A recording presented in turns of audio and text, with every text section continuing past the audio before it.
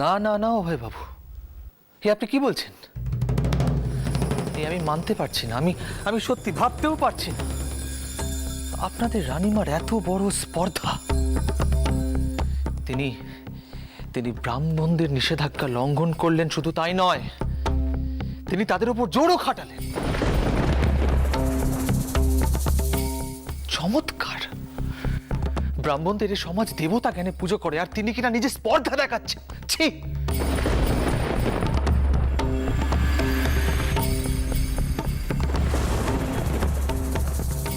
কি আর বলবো বাড়ুজ্যে মশাই, ভাগ্যের দোষে আমি এখন নিজেই বৌঠানের আশ্রিত, নচেত আমি এমন অনর্থ ঘটতে দিতাম না। এত বড় অন্যায় ধর্মেও সইবে না, এ আমি বলে দিলাম। উনি একের পর এক অনাচার করে চলেছেন। ঠিকই তো, একদম তাই, একের পর এক অনাচার করে চলেছেন। তিনি তো বিধি বিধান কিছুই মানছেন না, উল্টে টাকার জোরে নিজের দম্ভের প্রকাশ করে চলেছেন।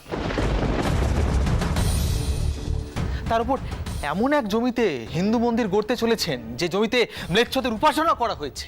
আর সব থেকে বড় কথা হলো, অন্য ধর্মের ছোঁয়া থাকলে যে হিন্দু মন্দির করা যায় না তা তিনি ভুলে গেছেন। আর তাই তো তিনি ব্রাহ্মণদের নিষেধাজ্ঞা অবজ্ঞাও করছেন। দেখুন অভয়বাবু, আপনি আপনার নিজের বৌঠানকে বোঝান গিয়ে ব্রাহ্মণদের সামনে এসে তাকে ক্ষমা চাইতেই হবে, প্রায়শ্চিত্ত করতে হবে বড় করে। তারপর উনি হিন্দু ধর্মের আচার অনুষ্ঠান পালন করতে পারবেন। তাছাড়া শাস্ত্রী মশাই কিন্তু বলেছেন যে ব্রাহ্মণ সমাজের এ অপমান তিনি সহজে ভুলবেন না।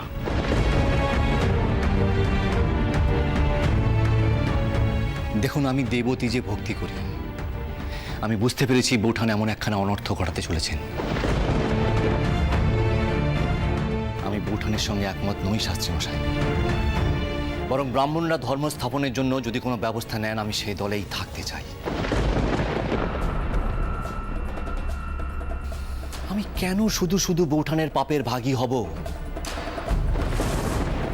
এবার আপনারা আদেশ করুন যে আপনারা কি উপায়ে বৌঠানের দম্ভ নাশ করতে চান। সামনেই পুজো, জানবাজারের গৃহে দুর্গা মূর্তি আসছে, কুলপুরোহিতদের সঙ্গে ব্রাহ্মণরাও সেখানে পুজো করবেন। এবার আপনারা যদি সেখানেও কোনো রকম ব্যবস্থা নিতে চান, তাহলে আমি আপনাদের হয়েই লড়ব। রামানন্দ শাস্ত্রী মহাশয়ের সঙ্গে দেখা করা প্রয়োজন, আর সেটা যত শীঘ্র সম্ভব ততই মঙ্গল। ওই শূদ্রের বিধবাকে আর বাড়তে দেওয়া যাবে না। একে মেয়ে মানুষ, তার উপর বিধবা, তার এত তেজ, এত দম্ভ, ওই দম্ভ আমি শেষ করে দেব।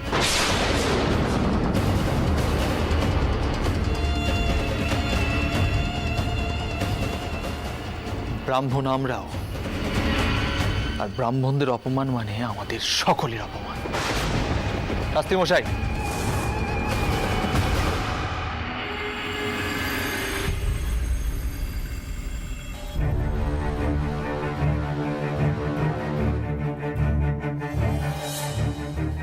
বৌঠান, আপনার সুদিন এবার গেল।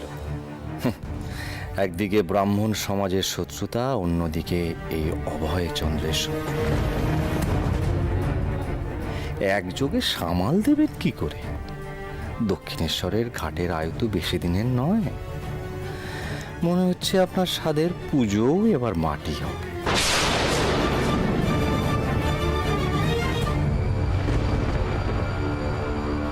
গোপালচন্দ্র ব্রাহ্মণদের উপর ওভাবে রাগ দেখিয়ে ভালো করেনি।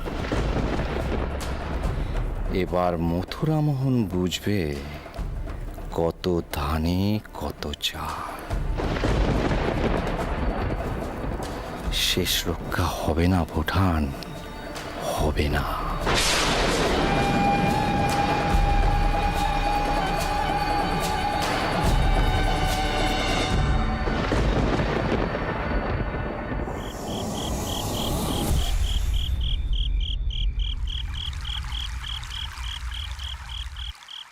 টাউরপো, ও টাউরপো, ঘরে আছো তো? লাল সুতোখানা কিন্তু হাতে বাঁধতে হবে।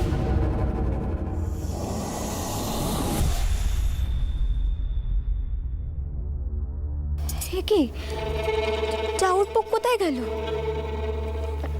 ওই হাতেই সুতোকানা বাঁধতে হবে, তাই কওয়া হয়েছে না গো দিদি? হ্যাঁ তাই তো। বড় বউ, কি রে তোরা এখন এলি বুঝি? এত দেরি হলো যে?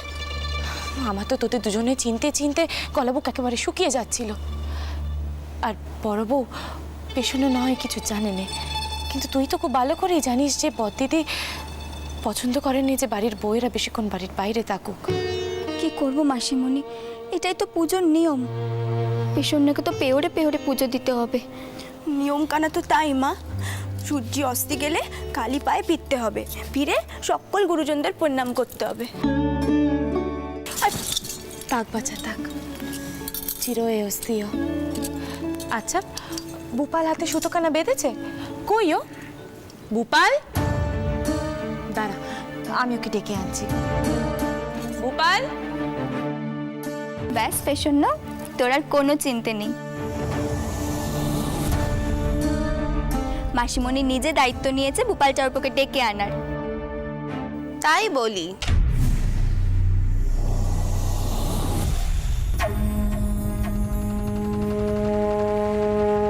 বড় বউয়ের গলার স্বর শুনতে পাচ্ছি, কিন্তু এখনো অবধি দর্শন পেলুম নে। বাইরে বাইরে ঘোরা হয়েছে তো বাচ্চা? আজকাল তো দেখছি বাড়িতে থাকার থেকে তোমার বাড়ির বাইরে থাকতে বেশি ভালো লাগছে। না না মা, আসলে পুজোর নিয়ম সকাল থেকে সূর্য অস্ত যাওয়া অবধি পুজো দিতে হবে কি নে। ও তাই বুঝি? তা তুমিও তো পারতে বাচ্চা তোমার স্বামীর জন্য বেত রাখতে। রেখেছো কি? শোনো বউ, একটা কথা আমি তোমাকে স্পষ্ট করে কয়ে দিচ্ছি, আমি কিন্তু তোমার ছোট মাসিমণির মতো ওরকম নরম দাঁতে শাউরি নই যে তুমি যা কইবে আমি বিশ্বাস করে নেব। আজকাল তো দেখছি কাজকর্ম শিখে তুলে দিয়েই পেশনের সাথেই তুমি সারাটা দিন কাটিয়ে দিচ্ছ। তোমার স্বামী সে যে সারাটা দিন বাড়িতে ফেরেনি, সে খবর তুমি রেখেছো?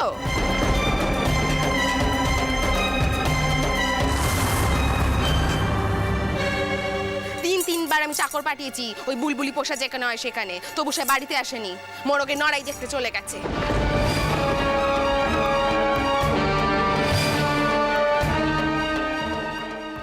তোমাদের মা যদি এই কথাগুলো জানতে পারে কি করবে একবার ভেবে দেখেছো? তুমি তোর স্ত্রী, তোমার কর্তব্য নয় স্বামীকে চোখে চোখে রাখা? কি করব মা, উনি কি আমার কথা শোনেন? তাহলে কি করলে এবার থেকে ও তোমার কথা শুনবে সেটা একটু ভেবে দেখো।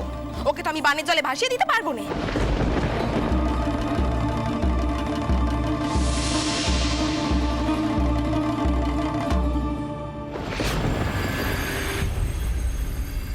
বাইরে থেকে তোমার গলার আওয়াজ পেয়ে এই ঘরে আসতে আমি বাধ্য হলাম পদ্ম।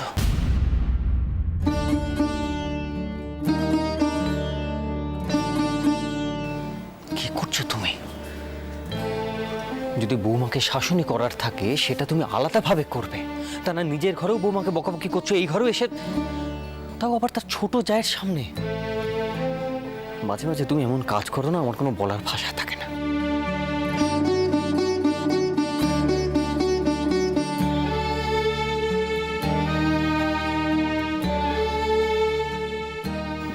বৌমা, তুমি তুমি কান্নাকাটি করছো কেন?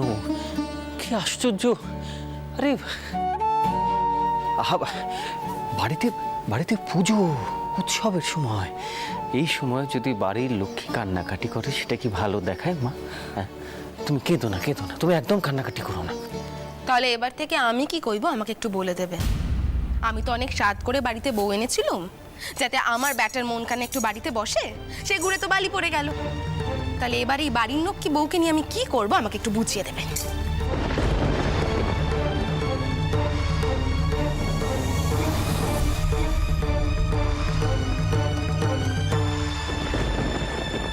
তুমি এখনো কেন কাঁদছো? আচ্ছা, আমি তোমাকে কাঁদতে বারণ করলাম না। কেঁদো না, কেঁদো না মা। তুমি তো জানো তোমার শাশুড়ি মা, আমিও পদ্মকে কিছু বলতে পারি না।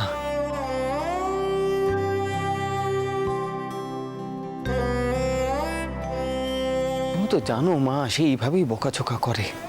তবু তুমি কেঁদো না, তুমি কাঁদলে আমার একটু ভালো লাগে না। তুমি তো জানো তোমার কান্না আমি দেখতে পারি না। আর আর তুমি একদম ভাবে না আজকে মহেন ফিরবে, মহেন ফিরলে আমি নিজে মহেনের সঙ্গে কথা বলবো। বড্ড বেশি সাহস পেরেছে ওর, মহেনের সঙ্গে আমি অবশ্যই কথা বলবো। না বাবা মশাই, আপনি ওনাকে কিচ্ছুটি কইবেন না। আপনাকে যদি কেউ অসম্মান করে, কেউ অপমান করে, আমার বড় খারাপ লাগবে। আমি সবসময় আপনাকে দেবতার মতো মান্য করে এসেছি।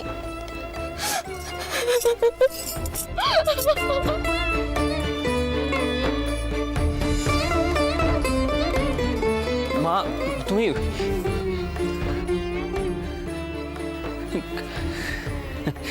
দেখেছো কাণ্ড, বড় বৌমা না এখন সে বাচ্চাটা আছে, কথায় কথায় কান্না।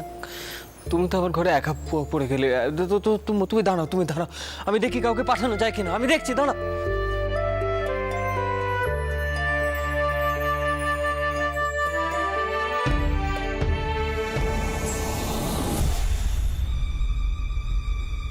আমি সুকুমার শাস্ত্রী এই পইতে ছুঁয়ে বলছি, আমাদের উপর যে হাত তুলতে এসেছে তার মহা সর্বনাশ হবে।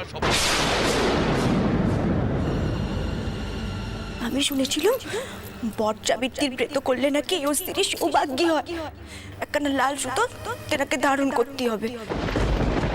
দেখ দেখ, যদি তোর পুণ্যের জোরে আমার বেটা কানে রক্ষে পায়। টিনার হাতে এই লাল সুতোখানা আমি বাঁধতে পারবো তো? আয় আয় কইছি, আর একটাও কথা কইবি না। কিন্তু মা আমি তো এখানে তুই চুপটি করে দাঁড়া একদম। পেছন্ন সারাদিন না খেয়ে দে ঘুরে ঘুরে তোর জন্য পুজো করেছে, আর তুই কেন একখানা লাল সুতো নিজের হাতে বাঁধতে পারছিস নে? না মা, চুপ কর, আর আমি একটাও কথা শুনতে চাই না। এবারে উচিত শিক্ষা হয়েছে ভূপালের। আর মাসিমণি, তোমারও দোষ কম নয়। তোমার আজকারাই ওর আজকে রাগ আর জেদ সব বেড়ে উঠেছে, বুঝলে? যদু দাদা তুমি এখন আমাকে এইভাবে বলছো? কেন বলবো না বলতো? দিদমা তোকে এতবার করে বললো, তারপরেও তুই ঘরে আসতে চাইছিলিস না। থাক যদু, এখন আর এসব কথা কওয়ার কোনো দরকার নেই। কেশন্য, তোর যা যা নিয়ম কানুন আছে তুই পালন কর। আর ভূপাল যদি তোকে কিছু কইতে আসে তখন তুই আমায় কইবি, কেমন? আচ্ছা মা, তোমার কি মনে হয় বলো তো এই এক গাছা লাল সুতো আমায় রক্ষা করবে?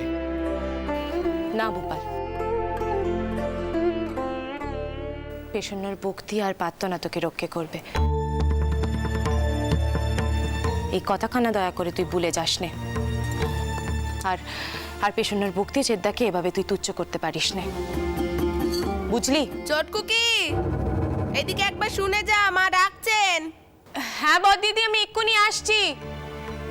ভূপাল, এখানে চুপটি করে দাঁড়াবি, আর পেশন্য যা যা নিয়ম কানুন পালন করতে চায় ওকে করতে দিবি, আর একটাও কথা কইবি না।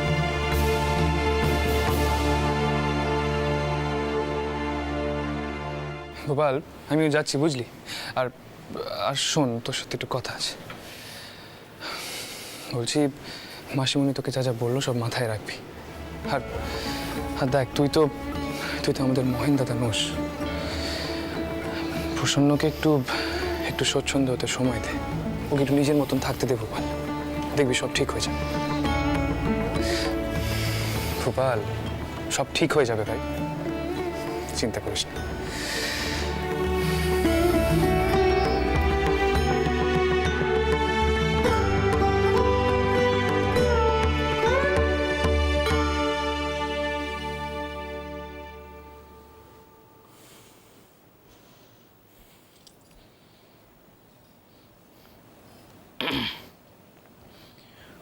পড়াশুনো না করার তো ভালোই একখানা অজুহাত পেয়েছেন দেখলুম। এই ব্রত পার্বণের জন্য সারাদিন বাড়ির বাইরে বাইরে থাকা, যাতে আমি পড়াতে না বসাই। দেখুন, এসব করে কিন্তু আমায় ভোলানো যায় না। নিন, আপনার কি করণীয় আছে করুন। তারপর আজ আমি সামনে বসে আপনাকে একখানা অন্তত অক্ষর পরিচয় কিন্তু করাবো। আজই কোথায় বাঁধবেন সুতোখানা?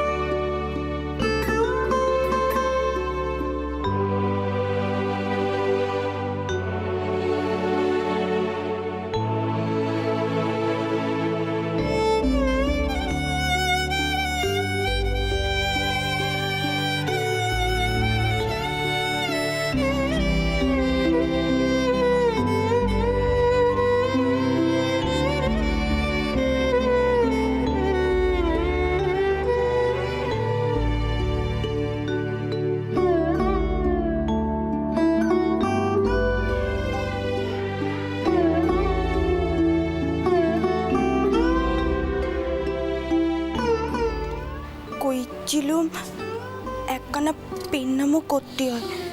তা এটাও কি নিয়ম নাকি নাকি আপনার ইচ্ছে? নিয়ম।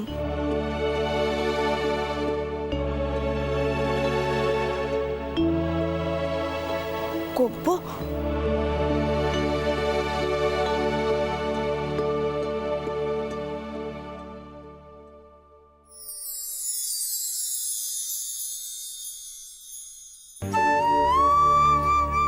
থাক থাক, হয়েছে হয়েছে।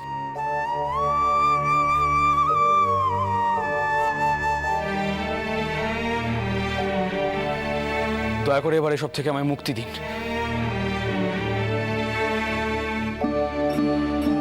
আর এই যে জামার উপর লাল সুতোখানা বাঁধলেন, এটা তো এবার আমায় খুলে ফেলতে হবে। তখন কি হবে? নিশ্চয়ই নিয়ম মানিনি বলে মায়ের কাছে গিয়ে নালিশ করবেন। না না, আমি মাকে কিচ্ছুটি কইনি। আচ্ছা আচ্ছা, আমি বরং কুলে ঠিক করে দিচ্ছি।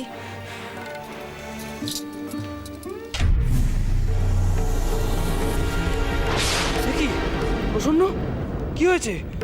আপনি ঠিক আছেন? আসুন আসুন আমার সঙ্গে আসুন।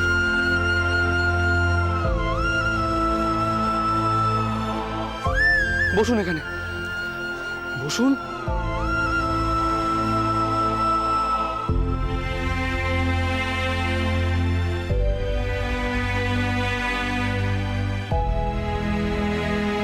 এটা খেয়ে নিন, নিন।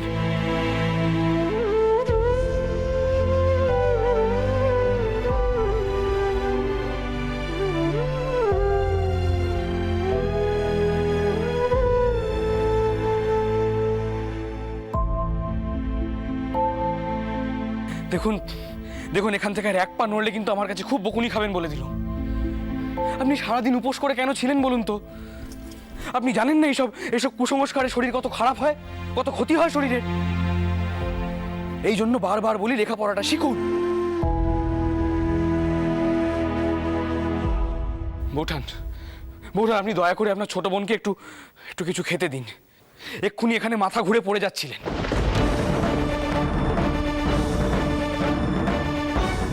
দেখুন, একটা কথা কিন্তু আমি বারবার বলে দিচ্ছি, এইসব ব্রত পার্বণ উপোস করে কারুর যদি শরীর অসুস্থ হয় তাহলে তাহলে আমি কিন্তু কবিরাজ ডাকতে ছুটতে পারবো না।